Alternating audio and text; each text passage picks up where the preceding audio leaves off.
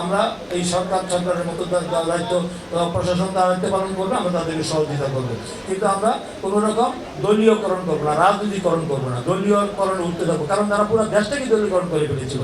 শুধু তারা রাষ্ট্রীয় প্রতিষ্ঠানকে দলীয়করণ করা, পুরো দেশকেই দলীয়করণ করেছিল।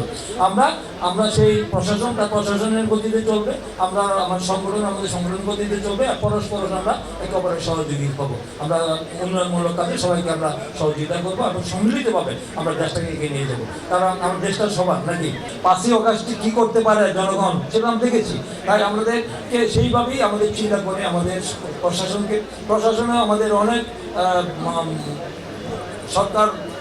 সরকারের যে অপকর্মগুলো তারা করেছে, অন্যায়, অত্যাচার, নিপীড়ন, নির্যাতন, দুর্নীতি, লুটপাট যেটা করেছে সেটা প্রশাসনের সহযোগিতা করেছে, তাই না?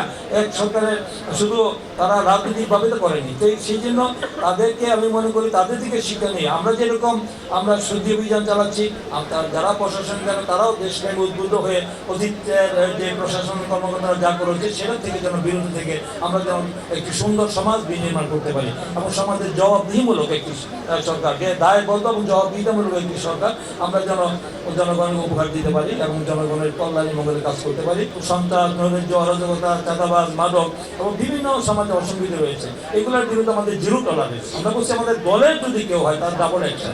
এটা ডিসিকে বলছে, এসপি সাহেবকে বলছে, ওসিকে বলছে, সংস্থা সবাইকে বলেছি। এই ব্যাপারে আমরা কোনো রকম ন্যূনতম আমরা চুল পরিমাণ আমরা ছাড় দিব না। যাই হোক, আমার দলের হলে ডাবল অ্যাকশন। কে কোন দলের অপরাধী, তাকে কোন দলের কোন ব্যক্তি তার সেটার আছে সেগুলো দেখা যাবে, তাদের বিরুদ্ধে আইনমূলক ব্যবস্থা আপনারা গ্রহণ করবেন, আমরা আপনাদের সহযোগিতা করবো।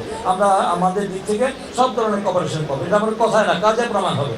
আমরা আপনাদেরকে শুধু সস্তা রাজনৈতিক বক্তব্য দিয়ে আপনাদেরকে মনোযোগ করতে চাই না। আমরা যা বলি তার থেকে আরো বেশি করি। তাই আমাদের যেমন দায়বদ্ধতা আছে আপনাদের প্রতি, যেহেতু আমরা ইউনিভার্সিটির প্রতিনিধি, আপনাদের বিপদ আপদের পাশে থেকে আপনাদের সেবা করা, আপনাদের কল্যাণে কাজ করা, খেদমত করা, এটা আমাদের দায়িত্বে কর্তব্যের মধ্যে পড়ে, সেটা আমরা করবো। আর আপনাদেরকে ধৈর্য ধরতে হবে যে এটা আমাদের ইচ্ছা করলেই আমরা সব দাবি হতো খুব দ্রুত সময়ের মধ্যে শেষ করতে পারবো না। কিন্তু আমাদের চেষ্টার ত্রুটি হচ্ছে না এবং খুব দ্রুত আশা করি আমরা আপনাদের নির্ধারিত সময়ের আগেই আপনাদের যে এক্সপেকটেশন, আপনাদের যে প্রত্যাশা, আপনাদের যে স্বপ্ন, সেই স্বপ্ন ইনশাআল্লাহ আমরা পর্যায়ক্রমে আমরা বাস্তবায়ন হবে। এটার জন্য আমরা একটু ধৈর্য ধরতে হবে।